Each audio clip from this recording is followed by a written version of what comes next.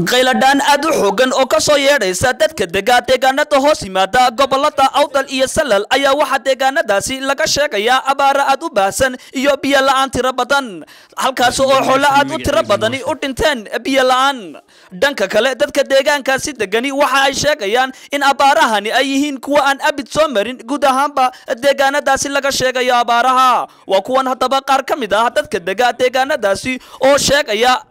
abaarta baasan ee soo food saartay muddooyinkii u dambaysa meeshaan jooga carri weyne maartay waxaan ka warbixinayaa xooluhu inay dhammaadeen maartay abaar ay qaaday abaartaasina ay jirto maartay 2 sano ilaa 3 sano ay jirsatay marka wixii la cuno markii ay waayeen xoolihii way dhammaadeen dadkuna maartay way ku daba jiraan yaasaa waxa uu gashay waa gaajo waa abaar wixii waxay ka haray waxa imkaan dhex joogaba anigu waxaan xoolaha hayba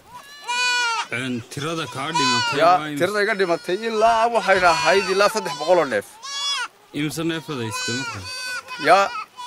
imikana waxa ka raadlibo waxaan hayaba ee dhex joogo marka waxa saaw galina waxa weyn abaara dhibaatooyin dhulka arlada ka dhacday weeyaan aniga kalimeed ummadda ka mid ah ummadda wadanka degan baan weeyaa ya wada caynkaas gabigeeguba beeshan 100 bay haa iyo haa arigu beeshantii 100 la itaa hadarkaysa ka hadhsan gaajana sida waa taa u gasheed arkayso ariga abaari cudurma leeyna waa abaar waxa dhamays dadkii gaaja dhamaysay oo imika waxa loo kiriyay ma jiro ma garanaysa habeen iyo subax ciyaal dad waaweyn gaaja lagu dareeraa u doontay galaan baan soo helay duuye iyo dad waxaan karsanay waan baqtiyayna dadkii uu naga dhimanaya khaatiyaan baan taaganahay qaxwa ma haysano raashin kale ma haysano xoolaha yagii waa kuwa ilaaha boqorka iyo de wixii la noo diraa noo maqan waxba nooma maqan buumba wax bixiya waxaan dadku siinay aaba keenay taasi waa taas tayga dhig laakiin waxa weey halka reerkaas uu dhimanayaa intii naasay gurmadka degdeg ee ilaahay keenaya ee hay'adahan ka sugaynay soo ay noo dambeeyo laakiin caaw waxaan karsanaynay ama abada baan karsanaynay intaas iska qabato waa anoo kama warrami karo adduun wixii aan la soo qololay een halka waday maanta waxaan wadaa ma jiro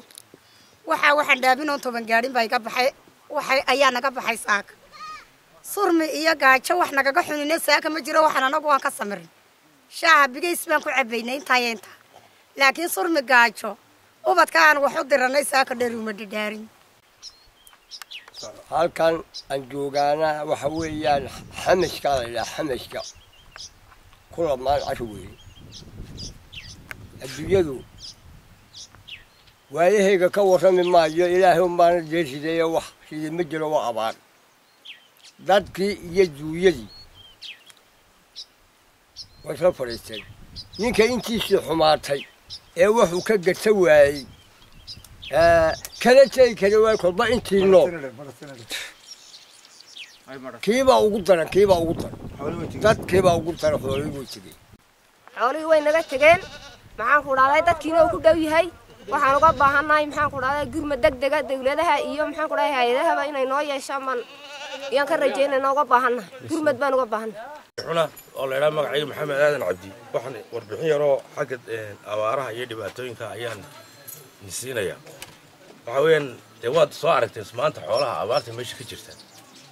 waxa weeyaan dhibaatada dhacday waxa weey xays baa jiray in la qululaala dama xayskiina waxa laga soo waayay dhulkii abaar xoolo ugu soo noqday geeb way daateen waxaan hay'adaha waxaan ka codsanaynaa in ay artaa wax nooga qabtaan iyo dawladda Soomaaliland ummaduna abaartuna horey noo hayso mid raagaayaba geedii way daateen dhinac ku artay qudciyo taagan oo engegay maxay xoolo ku noolaanayaan waxba Jamac Hussein Jamac Somaliland Space Channel Borma